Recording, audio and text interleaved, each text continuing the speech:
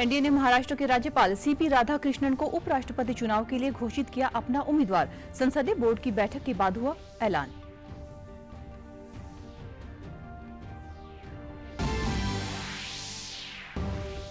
Mission Olympic 2036 को लेकर मुख्यमंत्री ने की उच्च स्तरीय बैठक। राज्य में मिलेंगी विश्व स्तरीय खेल सुविधाएं। 5 विश्वविद्यालयों में स्थापित किए जाएंगे एक्सीलेंस सेंटर।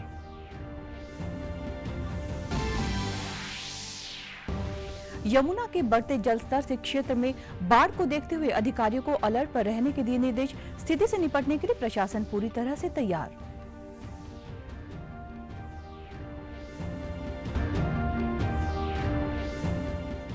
और मनीषा प्रकरण में न्याय की मांग हुई तेज। कई स्थानों पर निकाला कैंडल मार्च और रखा मौन व्रत। महिला आयोग ने कहा दोषियों के खिलाफ की जाएगी सख्त कार्यवाही। नमस्कार, मैं हूं पायल। अब समाचार विस्तार से। राष्ट्रीय जनतांत्रिक गठबंधन यानी कि एनडीए ने महाराष्ट्र के राज्यपाल सीपी राधाकृष्णन को आगामी उपराष्ट्रपति चुनाव के लिए अपना उम्मीदवार घोषित किया है। यह चुनाव 9 सितंबर को होगा। भाजपा अध्यक्ष जेपी नड्डा ने कल पार्टी संसदीय बोर्ड की बैठक के बाद यह ऐलान किया। नड्डा ने कहा, संसदीय बोर्ड की बैठक में सर्वसम्मति से यह निर्णय लिया गया है कि सीपी राधाकृष्णन एनडीए की ओर से उपराष्ट्रपति पद के उम्मीदवार होंगे। इस पर हमने अपने सभी सहयोगी दलों से पहले ही चर्चा कर ली है।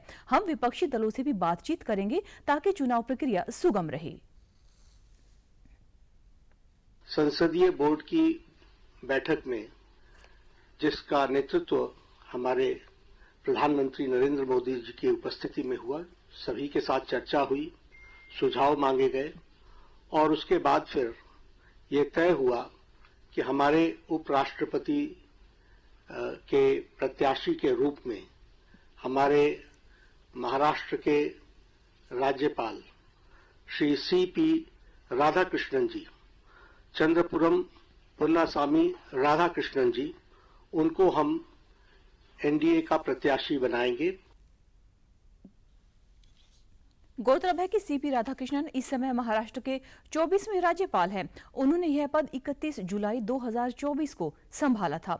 इससे पहले वह फरवरी 2023 से जुलाई 2024 तक झारखंड के राज्यपाल रहे। मार्च से लेकर जुलाई 2024 के बीच उन्होंने तेलंगाना के राज्यपाल और पुडुचेरी के उपराज्यपाल का अतिरिक्त कार्यभार भी संभाला। लंबे समय से भाजपा से जुड़े हुए राधाकृष्णन कोयम्बटूर से 2 बार लोकसभा सांसद चुने गए थे। इसके अतिरिक्त वह भाजपा तमिलनाडु इकाई के अध्यक्ष भी रह चुके हैं। मुख्यमंत्री नायब सिंह सैनी ने कहा कि हरियाणा को खेलों में अग्रणी बनाए रखने के लिए और मिशन ओलंपिक 2036 के लक्ष्य को हासिल करने के लिए राज्य में खेल अवसंरचना को अंतर्राष्ट्रीय स्तर का बनाया जाएगा। इसके तहत प्रदेश के विश्वविद्यालयों में खेल विभाग के 5 एक्सीलेंस सेंटर स्थापित किए जाएंगे। प्रत्येक सेंटर में 3 खेलों की सुविधाएं होंगी, यानी कि कुल मिलाकर 15 खेलों का प्रशिक्षण एवं सुविधाएं उपलब्ध कराई जाएंगी।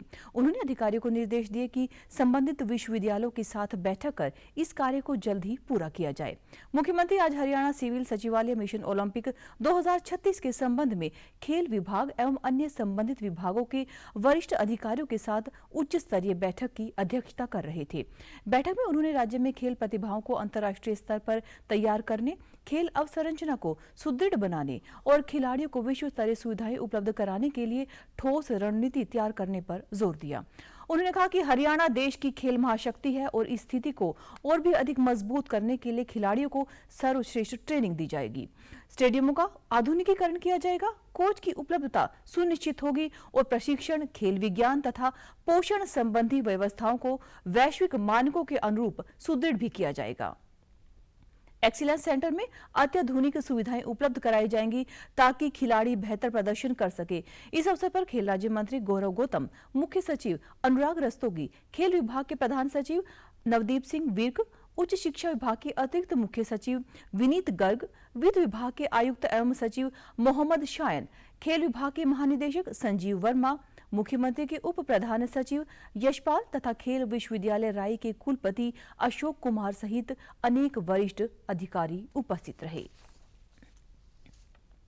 चुनाव आयोग ने कांग्रेस द्वारा लगाए गए वोट चोरी के आरोपों को सख्ती से खारिज करते हुए कहा कि आयोग मतदाताओं के साथ मजबूती के साथ खड़ा है, साथ ही किसी भी परिस्थिति में चुनावी प्रक्रिया और नियमों से समझौता नहीं करेगा। मुख्य चुनाव आयुक्त ज्ञानेश कुमार ने कल एक प्रेस कॉन्फ्रेंस कर साफ कहा कि बिहार में चल रही विशेष गहन पुनरीक्षण ड्राइव पूरी तरह से निष्पक्ष और पारदर्शी है और इसमें किसी भी राजनीतिक दल के साथ भेदभाव नहीं किया जा रहा।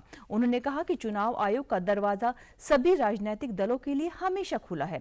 सभी पार्टियों के प्रतिनिधि और बूथ लेवल ऑफिसर जमीनी स्तर पर पारदर्शी तरीके के साथ काम कर रहे हैं। वे दस्तावेजों का सत्यापन कर रहे हैं और वीडियो गवाही भी दे रहे हैं। उन्होंने चिंता जताई कि ये सत्यापित दस्तावेज और गवाहियां या तो अपनी ही पार्टी के राज्य या राष्ट्रीय स्तर के नेताओं तक नहीं पहुंच रही है या फिर जमीनी हकीकत को नजरअंदाज करके उन्हें गुमराह किया जा रहा है। कि मशीन रीडेबल मतदाता सूची का सवाल है। माननीय सुप्रीम कोर्ट 2019 में ही कह चुका है कि यह मतदाता की निजता का हनन हो सकता है। Voter privacy can be breached. हमने कुछ दिन पहले देखा कि कई मतदाताओं की फोटो उनकी अनुमति के बिना मीडिया के समक्ष रखी गई। मतदाता सूची में जिसका नाम होता है वही अपने प्रत्याशी को चयनित करने के लिए वोट डालता है। मुख्य चुनाव आयुक्त ने कई मतदाताओं की तस्वीरों को सार्वजनिक करने पर भी आपत्ति जताई। ज्ञानेश कुमार ने कहा कि इस तरह की तस्वीरें सार्वजनिक करना सुप्रीम कोर्ट के पहले दिए गए आदेश के अनुसार निजता का उल्लंघन है। उन्होंने कहा कि जब राजनीति चुनाव आयोग के कंधे पर बंदूक रख कर की जाती है तो हम साफ करना चाहते हैं कि हम ऐसी धमकियों से डरने वाले नहीं हैं। चुनाव आयोग निडर होकर सभी मतदाताओं, गरीब, अमीर, बुजुर्ग, महिलाएं, युवा और हर धर्म के लोगों के साथ बिना किसी भेदभाव के साथ खड़ा रहेगा। मुख्यमंत्री नायब सिंह सैनी ने जिला पंचकुला के पहाड़ी क्षेत्र मोरनी व कालका में लोगों को सुगम आवागमन सुविधाएं उपलब्ध कराने के लिए 19 गांवों के लगभग 61 किलोमीटर कच्चे रास्तों को पक्का करके उन्हें पेपर ब्लॉक की सड़कें बनाने के निर्देश दिए हैं। इन सड़कों की चौड़ाई 12 फुट होगी। मुख्यमंत्री सैनी आज यहां लोक निर्माण विभाग और वन विभाग के अधिकारियों के साथ विभिन्न कार्यों को लेकर समीक्षा बैठक की अध्यक्षता कर रहे थे। उन्होंने वन विभाग से एनओसी लेकर शीघ्र ही इन गांवों में सड़कों के निर्माण कार्य शुरू करने के निर्देश दिए। उन्होंने कहा कि मोरनी व कालका के पहाड़ी क्षेत्र के इन गांवों में सड़क बनने से वहां के निवासियों को आवाजाही के लिए बेहतर सुविधाएं उपलब्ध होंगी और इन इलाकों में विकास के नए मार्ग प्रशस्त भी होंगे। यहां रहने वाले निवासियों को कच्ची सड़कों से होने वाली समस्याओं से जल्द ही निजात मिलेगी। सीएम नायब सिंह सैनी ने अधिकारियों को निर्देश भी दिए कि प्रदेश में नई सड़कों के निर्माण और मुरम्मत में गुणवत्ता का विशेष ध्यान रखा जाए। उन्होंने स्पष्ट किया कि गुणवत्ता से किसी भी प्रकार का समझौता कतई बर्दाश्त नहीं किया जाएगा। इसके अलावा उन्होंने यह भी निर्देश दिए कि तय समय सीमा में विकास कार्यों को पूरा करवाया जाए। यदि कोई कार्य को पूरा करने में देरी करता है तो उसके खिलाफ कार्यवाही अमल में लाई जाएगी। इस अवसर पर मुख्यमंत्री के प्रधान सचिव अरुण गुप्ता, लोक निर्माण विभाग के अतिरिक्त मुख्य सचिव अनुराग अग्रवाल सहित लोक निर्माण विभाग और वन विभाग के अधिकारी उपस्थित रहे। प्रदेश सरकार ने साल 2023 में हड़ताल पर गई लिपिकों के हित में बड़ा निर्णय लिया है। अब इस हड़ताल अवधि को उपार्जित अवकाश माना जाएगा। साथ ही हड़ताल अवधि का न तो वेतन काटा जाएगा और न ही इस अवधि को सेवा में बाधा के रूप में माना जाएगा। मुख्य सचिव अनुराग रस्तोगी, जिनके पास वित्त विभाग के अतिरिक्त मुख्य सचिव का कार्यभार भी है, उनके द्वारा जारी एक पत्र में कहा गया है कि हड़ताल पर जाने से पूर्व अर्जित अथवा संचित अर्जित अवकाश को सर्वप्रथम समायोजित किया जाए। इसके पश्चात हाफ पे लीव पर वे जा सकते हैं। अर्जित अवकाश और हाफ पे लीव की कटौती के बाद भी यदि हड़ताल अवधि शेष रहती है तो अग्रिम अर्जित अवकाश स्वीकृत किया जाएगा, जिसे संबंधित लिपिकों के भविष्य में अर्जित होने वाले अवकाश खाते में समायोजित भी किया जाएगा। पत्र में कहा गया है कि यह छूट केवल एक बार की विशेष व्यवस्था के तौर पर दी जा रही है और इसे भविष्य में मिसाल के तौर पर नहीं लिया जाएगा। ये निर्देश केवल कुछ श्रेणियों के कर्मचारियों, खासतौर पर लिपिकों पर लागू होंगे जिन्होंने उस विशेष हड़ताल में भाग लिया था। ये निर्देश अन्य किसी भी मामले में लागू नहीं होंगे। तदनुसार विभागों में कार्यरत SAS कैडर से सत्यापन के उपरांत वेतन जारी किया जा सकता है। इस संबंध में सभी प्रशासकीय सचिवों, विभाग के अध्यक्षों, सभी मंडल आयुक्तों, उपायुक्तों, उपमंडल अधिकारियों और खजाना अधिकारियों को निर्देश जारी किए गए हैं। नवगठित जिला कार्यकारिणी की बैठक में क्षेत्रीय सांसद एवं केंद्रीय मंत्री मनोहर लाल पहुंचे। उन्होंने कार्यकर्ताओं को भाजपा की नीतियों के साथ साथ अपने क्षेत्रों में कैसे सरकार की उपलब्धियां पहुंचाते हुए कार्य करना है, इसकी सीख दी। 6 सत्रों में आयोजित बैठक के 5वें चरण में उन्होंने कहा कि केंद्र सरकार शीघ्र ही GST सुधार करेगी, जिसे अक्टूबर 2025 तक लागू किया जाएगा। सरकार माल और सेवा कर संरचना को संशोधित करके आवश्यक वस्तुओं पर दरों को कम करेगी और घरों व छोटे व्यवसायों को लाभ पहुंचाने के लिए स्लैब को सुव्यवस्थित भी करेगी। जिला अध्यक्ष प्रवीण लाठर की अध्यक्षता में हुई इस बैठक में भाजपा के इतिहास, विकास, संगठनात्मक विस्तार एवं बूथ पर होने वाले कार्यक्रम, प्रदेश व केंद्र सरकार की योजनाएं, सेवा पखवाड़ा एवं पंच परिवर्तन पर चर्चा की गई। मनोहर लाल ने कहा कि कांग्रेस वोट चोरी की बात करते हैं, जबकि वास्तव में वोट चोरी तो कांग्रेस ने ही की है। केंद्रीय मंत्री ने कहा कि एक लोकतंत्र में अच्छा विपक्ष होना बहुत जरूरी है। पिछले 45 साल तक हमने विपक्ष में रहकर काम किया है। विपक्ष का काम क्या होता है, ये वह अच्छी तरह से सीख ले। होती है, कुछ न कुछ विषय सबके जिम्मे लगाए जाते हैं। केंद्र सरकार की उपलब्धियां क्या हैं, वो सारा विषय मैंने इन सब लोगों के बीच में लिया। बहुत सी बातें तो इनको सब जानकारियां हैं, हालांकि प्रधानमंत्री जी ने परसों ही सारा इसी विषय पर चर्चा की है। उसी विषय पर सारी बातचीत की कि 11 साल में हम लोगों ने क्या किया जो आज से पहले कांग्रेस ने इतने सालों तक राज करते हुए नहीं किया। वोट चोरी का नाम जो लेते हैं, तो वोट चोरी तो उन्होंने की है आज तक। घुसपैठिए लोगों के वोट लेने के लिए इतने वो लालायत हैं कि जो वोटर लिस्ट हर 20 साल के बाद चुनाव आयोग जिसको एक प्रकार से शुद्ध करती है, उसमें गलत नाम निकालती है, उसके ऊपर शोरगुल उनका क्यों हो रहा है? क्योंकि ये सारे वोटर उन्हीं के हैं। ये तो ऐसा जैसे चोर मचाए शोर, उस प्रकार का विषय है। और ये जितना ज्यादा बोलेंगे जनता उतनी ही ज्यादा जागरूक होगी। जनता में, देश की जनता ये चाहती है कि घुसपैठिया एक भी वोटर न बने। हरियाणा राज्य उच्च शिक्षा परिषद एवं चौधरी रणबीर सिंह विश्वविद्यालय जींद के संयुक्त तत्वाधान में राष्ट्रीय शिक्षा नीति 2020 के अनुसार बहुविषयक शिक्षा पर आज 1 दिवसीय कार्यशाला का आयोजन किया गया, जिसका विधिवत शुभारंभ प्रदेश के शिक्षा मंत्री महिपाल सिंह ढांडा ने किया। कार्यशाला के आरंभ होने से पूर्व लोक निर्माण विश्राम गृह में पत्रकारों से बातचीत करते हुए शिक्षा मंत्री ने कहा कि जल्द ही अध्यापकों के तबादले किए जाएंगे। महिपाल सिंह ढांडा ने कांग्रेस के जिला अध्यक्षों की सूची जारी होने के सवाल के जवाब में कहा कि यह कांग्रेस पार्टी की सूची न होकर हुड्डा, शैलजा तथा रणदीप सुरजेवाला ग्रुप की सूची बनकर रह गई है।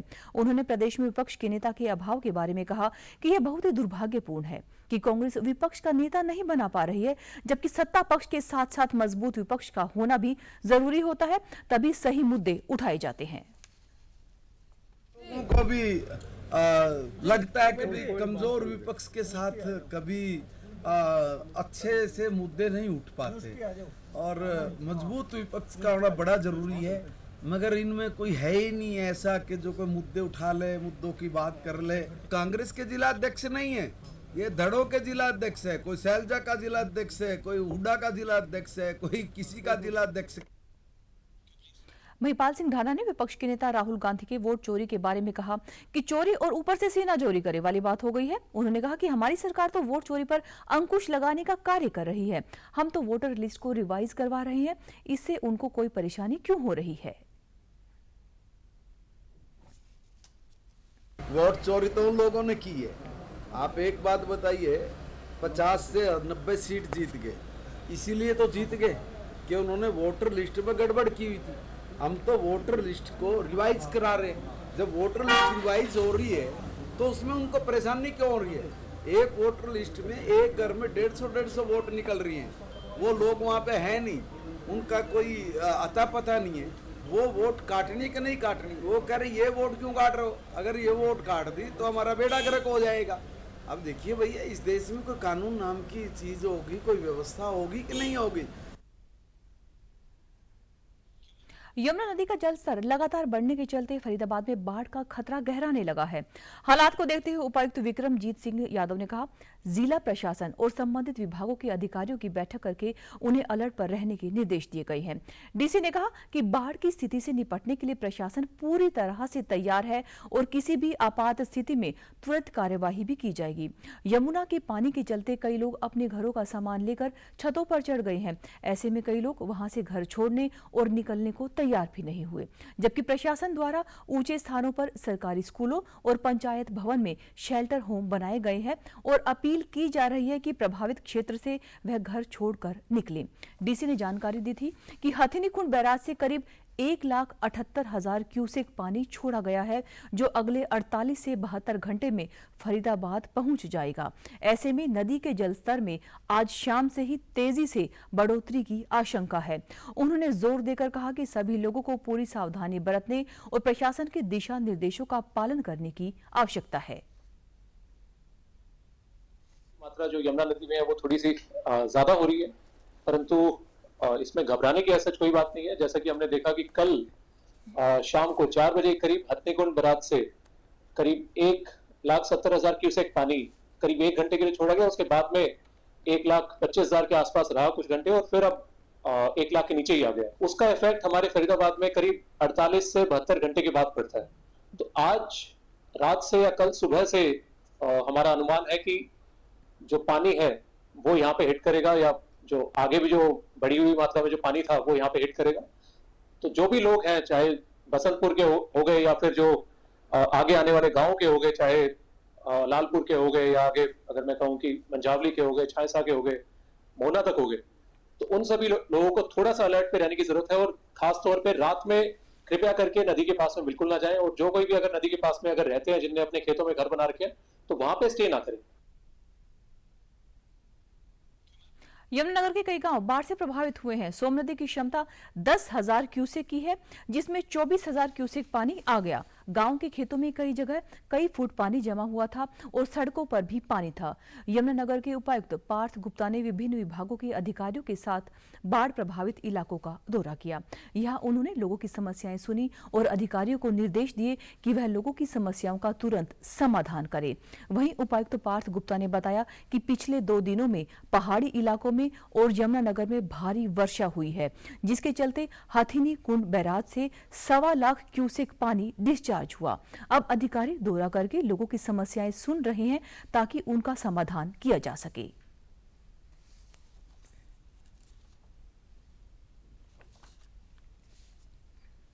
दो दिन में वर्षा हुई है, बहुत ज़्यादा वर्षा हुई है और पीछे भी जो हमारे पहाड़ों में भी काफ़ी जो है बारिश हुई है और उसके चलते जो हमारे नदियों में और बाकी जगह जो है बहुत ज़्यादा पानी आ गया था। डिस्चार्ज जो कल अगर आप बात करें, हथिनीकुंड में करीबन 1.25 लाख क्यूसेक भी जो है वो डिस्चार्ज पहुंच गया था। उसको देखते हुए हमारा जो प्रशासन था वो अलर्ट मोड में जो था और सभी गाँवों में और बाकी एरिया में भी जो है कल से स्थिति पे नज़र बनाए हुए थे कि कहीं पे जो ज़्यादा दिक्कत तो नहीं आ रही।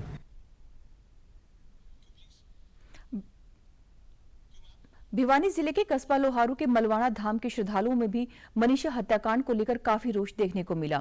श्रद्धालुओं ने मनीषा के लिए इंसाफ की मांग करते हुए बाडरा से लोहारू मलवाना धाम तक पैदल यात्रा की और बेटी मनीषा के लिए प्रशासन व सरकार से इंसाफ की मांग की। इस मौके पर मलवाना धाम के पुजारी भक्त सोमवीर ने कहा कि बेटी मनीषा को इंसाफ मिलना चाहिए। इस घटना ने पूरे इलाके को झकझोर दिया है। प्रत्येक परिवार के लोग इस घटना के बाद अपनी बेटियों की सुरक्षा को लेकर सहमे हुए हैं। बता दें कि मलवाना धाम के श्रद्धालुओं ने बाडड़ा से लोहारू तक की करीब 18 किलोमीटर की पैदल यात्रा की और मनीषा को इंसाफ दिलाने की मांग भी की।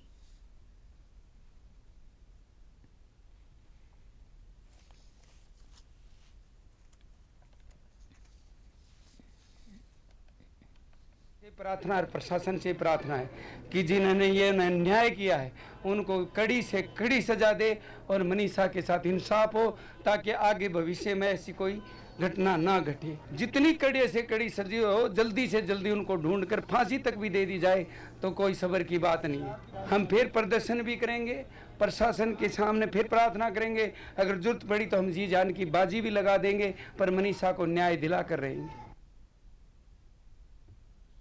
भिवानी में मनीषा प्रकरण को लेकर पूरे हरियाणा में लगातार न्याय की मांग उठ रही है। मनीषा प्रकरण में मुख्यमंत्री द्वारा संबंधित पुलिस कर्मियों के खिलाफ कड़ा संज्ञान लेने के बाद फतेहाबाद के सरपंच संगठन ने उनकी सराहना की है। जहां पूरे हरियाणा में न्याय की मांग तेज होती जा रही है, वहीं फतेहाबाद जिले के गांव फुला और रत्ताखेड़ा के ग्रामीणों ने एकजुट होकर कैंडल मार्च निकाला और 2 मिनट का मौन व्रत रखा। इस कैंडल मार्च की शुरुआत भरपूर गांव से हुई, जहां पर सरपंच दिनेश भारती ने दोषियों को कड़ी से कड़ी सजा दिलाने की मांग की और बताया कि गांव में सुरक्षा को लेकर विशेष प्रबंध भी किए गए हैं। न्याय की इस लड़ाई में ग्रामीण बालिकाएं भी आगे आई, जिनमें पूजा रानी ने बेटियों की सुरक्षा पर चिंता जताई तथा ग्रामीणों ने कहा कि हमारे घरों में भी बेटियां हैं, इसलिए उनकी सुरक्षा हर परिवार की सबसे बड़ी जिम्मेदारी है। निर्मम हत्या जो कि अपराधियों ने और घायलों ने जो की है, तो उसके रोष स्वरूप हमने ये कैंडल मार्च आज गाँव भरपूर में निकाला है और हमारी यही अपील है कि उनके हत्यारों को जल्द से जल्द पकड़ा जाए। और एक जो सीएम साहब ने बहुत बड़ी कार्रवाई की है, तत्परता से इस मुद्दे को लिया है, यह भी एक बहुत अच्छी बात है। मैं तो ये कहूँगा कि उन्होंने अधिकारियों का तबादला किया है और कोई कईयों को जो लापरवाह अधिकारी थे उनको सस्पेंड भी किया है, तो एक्शन लिया है। और हम यही अपील करेंगे मुख्यमंत्री जी भी जल्द से जल्द उनके हत्यारों को जो है कि ना फांसी की सजा दी जाए। जो मनीषा के साथ हुआ वो किसी के साथ ना हो और हम सभी को जागरूक करना चाहते हैं। ये ज़्यादातर नशे वाले व्यक्ति करते हैं, जो नशे में होते हैं। हमारे गांव के बच्चे, बुजुर्ग, महिलाएं और सभी व्यक्ति हमारे साथ मिलजुल कर कैंडल लाइट निकाल रहे हैं ताकि लोगों तक ज़्यादा से ज़्यादा संदेश पहुंचे कि ऐसे काम करने वालों को सख्त सरकार सजा दे, ताकि क्योंकि आजकल हम देख रहे हैं कि हमारी बहू बेटियां भी आजकल पढ़ाई करने जाती हैं, तो इस बात से हमें डर लगता है कि हम उन्हें पढ़ाएं या उनको घर में सुरक्षित रखें। अगर ऐसे हादसे सरेआम होते रहेंगे तो हमारी बहू बेटियां नहीं पढ़ पाएंगी। तो इसी से हम संदेश देना चाहते हैं कि उन हत्यारों को सख्त से सजा दे सरकार। हमारा कैंडल यात्रा निकालने का मकसद ये है, हमारे भी छोटे छोटे बच्चे हैं वो सेफ रहें, ताकि इनके साथ कोई भी गलत काम ना हो। हम यही समझाना चाहते हैं कि किसी के साथ गलत नहीं करना है। कैथल के सामाजिक संगठनों से जुड़े युवाओं ने मनीषा हत्याकांड के विरोध में कल शाम शहर के पेहवा चौक पर रोष प्रदर्शन और कैंडल मार्च निकाला। उन्होंने प्रदर्शन करते हुए मनीषा को न्याय दिलाने को लेकर जमकर नारेबाजी करते हुए हत्यारों को फांसी की सजा देने की मांग की।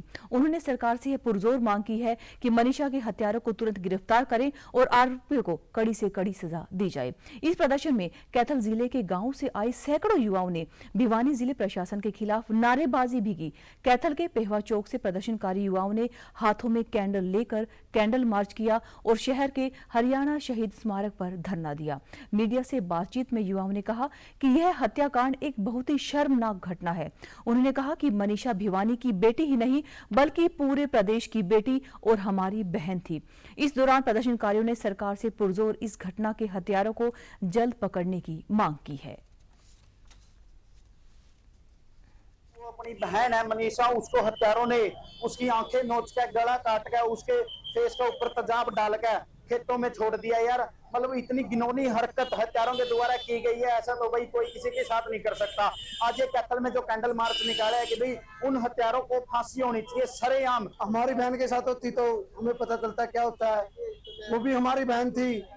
अब हम उनके साथ खड़े हैं और खड़े रहेंगे। आज मनीषा के साथ कांड होया, वही कल पता नहीं किसकी बहन है के साथ कांड होगा। वो भिवानी के बहुचर्चित मनीषा हत्याकांड आत्महत्या मामले में हरियाणा राज्य महिला आयोग की अध्यक्ष रेणु भाटिया अपने कार्यालय में इस घटना को लेकर पत्रकारों के साथ बातचीत कर रही थी।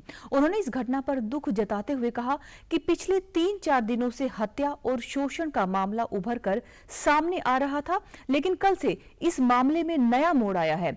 मृतका के बैग से सुसाइड नोट मिलने के बाद यह सवाल खड़ा होता है कि यह आत्महत्या है या फिर हत्या। पर दोनों ही हालातों में यह एक दर्दनाक मामला है। पुलिस अपनी छानबीन कर रही है। उन्होंने कहा कि राज्य महिला आयोग लगातार पुलिस प्रशासन के संपर्क में है और इस मामले में पूरी संवेदनशीलता के साथ अपनी नजर बनाए हुए है। उन्होंने फोरेंसिक रिपोर्ट को लेकर जानकारी देते हुए कहा कि एक रिपोर्ट आ चुकी है, जबकि एक रिपोर्ट आना अभी बाकी है। उस रिपोर्ट के आने के बाद ही स्थिति स्पष्ट हो जाएगी कि यह हत्या है, आत्महत्या है, और अगर हत्या है तो किस तरीके से हत्या की गई है। इस मामले में जो भी व्यक्ति दोषी पाया जाएगा उसके खिलाफ सख्त कार्यवाही की जाएगी। हरियाणा के मुख्यमंत्री नायब सिंह सैनी, हरियाणा राज्य महिला आयोग और भिवानी पुलिस इस मामले में पूरी सख्ती के साथ अपनी अपनी कार्यवाही कर रही है। 4 दिन से जो सामने आई बात, परिवार भी बैठा है, बहुत सारे लोग बैठे हैं कि न्याय मिलना चाहिए, कि उसके साथ अन्याय हुआ, उसका शोषण हुआ, उसकी हत्या हुई। कल से एक नया मामला सामने आया कि उसके बैग से सुसाइड नोट मिला। जासूसी के आरोप में पकड़ी गई हिसार की यूट्यूबर ज्योति मल्होत्रा की आज हिसार कोर्ट में वीडियो कॉन्फ्रेंसिंग के जरिए पेशी हुई। ज्योति के वकील कुमार मुकेश ने बताया कि 25 अगस्त को ज्योति की कोर्ट में फिजिकल पेशी होगी। उन्होंने बताया कि चार्जशीट की कॉपी अभी किसी को नहीं मिली है और चार्जशीट गुरुवार दोपहर को दाखिल की गई थी। ज्योति सोमवार को 25 अगस्त को अदालत में पेश होगी, जहां ज्योति को रिपोर्ट की एक कॉपी सौंपी जा सकती है।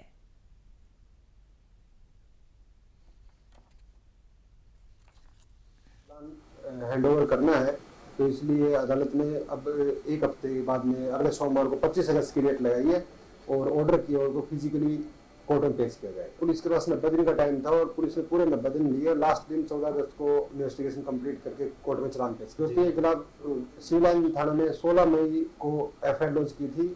ऑफिसर सीक्रेट एक्ट की धारा 3, 4 और 5 एंड भारतीय न्याय संहिता की धारा 152, और उसमें अगले दिन 17 मई को पुलिस ने ज्योति को अरेस्ट कर लिया। उसके बाद में 5 दिन और 4 दिन, 2 बार 9 दिन को टोटल 9 दिन के रिमांड पे लिया था। उसके बाद में ज्योति मल्होत्रा की जुडिशियल कस्टडी चल रही थी।